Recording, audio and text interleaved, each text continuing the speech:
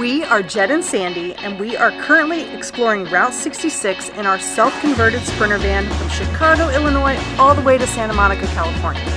Join us as we continue this iconic American road trip.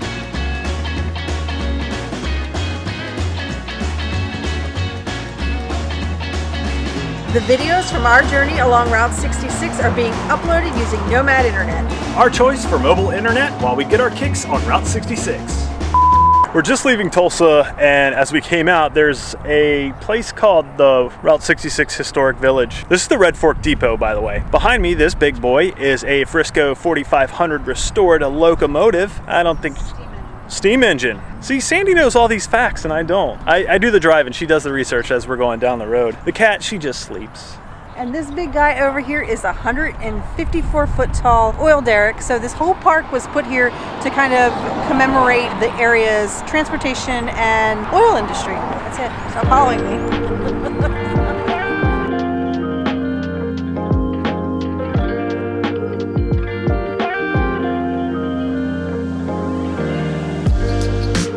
So we've just stopped in Chandler, Arizona, or Oklahoma. We're not in Arizona just yet. There is a Chandler, Arizona. There is a Chandler, That's Arizona. not where we are. But we're at the Route 66 Interpretive Center. We hear this, they've got some cool videos and some cool displays in here, so we're gonna check it out and get our kicks at the Interpretive Center. Get it interpreted to us.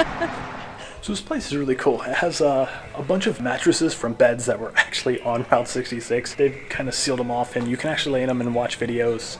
Wouldn't do that in COVID times, but you know, they also have a little theater. They have some films about some people's Route 66 experiences in there. They have old car seats that you can sit in and watch the films. It's pretty neat. The building itself is pretty cool. It's made from this thick sandstone they had a quarry in the area, and it actually was an old National Guard armory here in Oklahoma.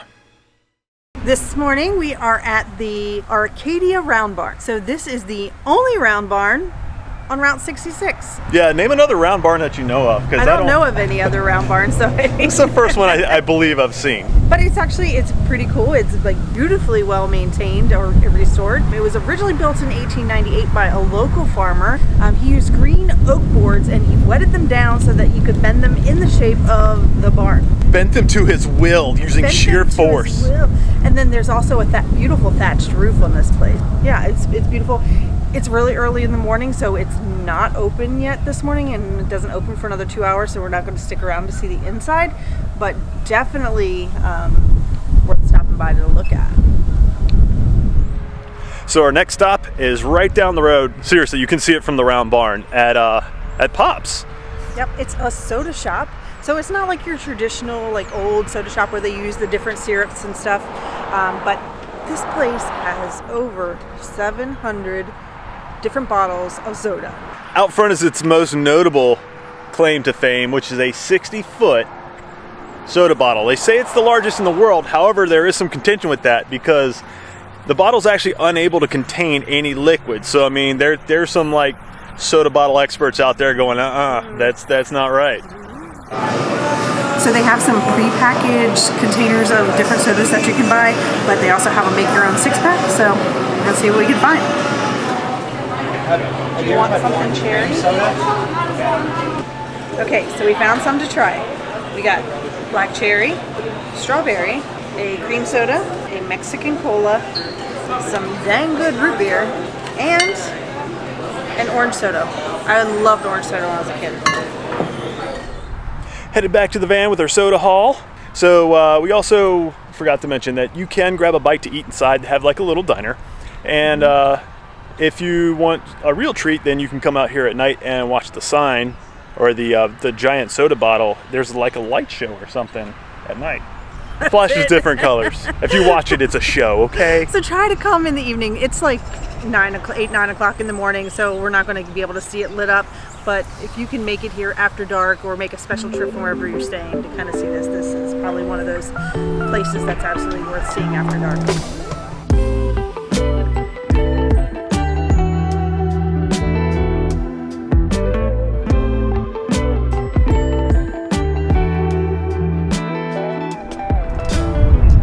just like that, we're in Oklahoma City. Behind me is actually the state capital of Oklahoma. Fun fact, it is the only state capital along Route 66.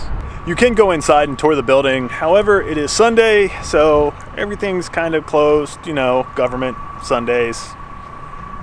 Meh. Good morning from El Reno, Oklahoma. It is 9 a.m. and we actually made it about 20 minutes past El Reno last night and decided to come back this morning because we're having a burger for breakfast. That's right. We were reading about this place. It's called Sid's, and they say one of the best burgers. It's been on TV shows like Man vs. Food and the Food Network and things like that. So there are 3 amazing diners here in town from different kind of eras. This is probably the youngest of the 3. I think it's been family owned and operated since 1975. I'm not sure if it was open before that. This area is very well known for what they call their onion burgers. I love onions and I love burgers. Yeah, so it sounds delicious. The top one, the bottom.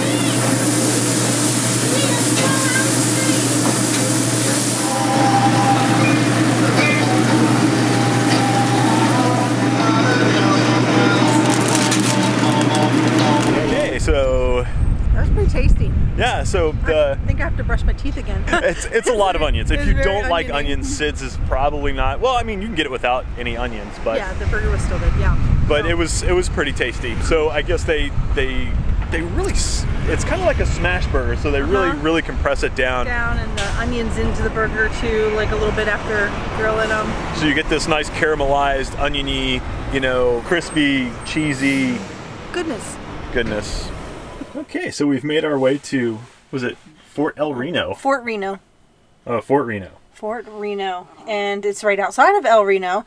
We're going to tell you about it here in the van because it is really windy out there and our audio is going to be horrible otherwise. This place was established in 1874. They used it as a place to do negotiations with the Arapaho and the Cheyenne tribes back then.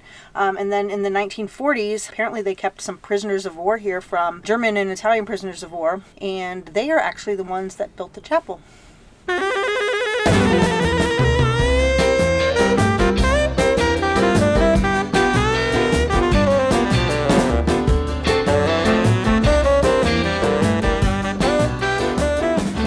We've just stopped in Clinton, Oklahoma at the Route 66 Museum, and I have to say this place is absolutely impressive. If you love Route 66, then I think this is probably a must stop.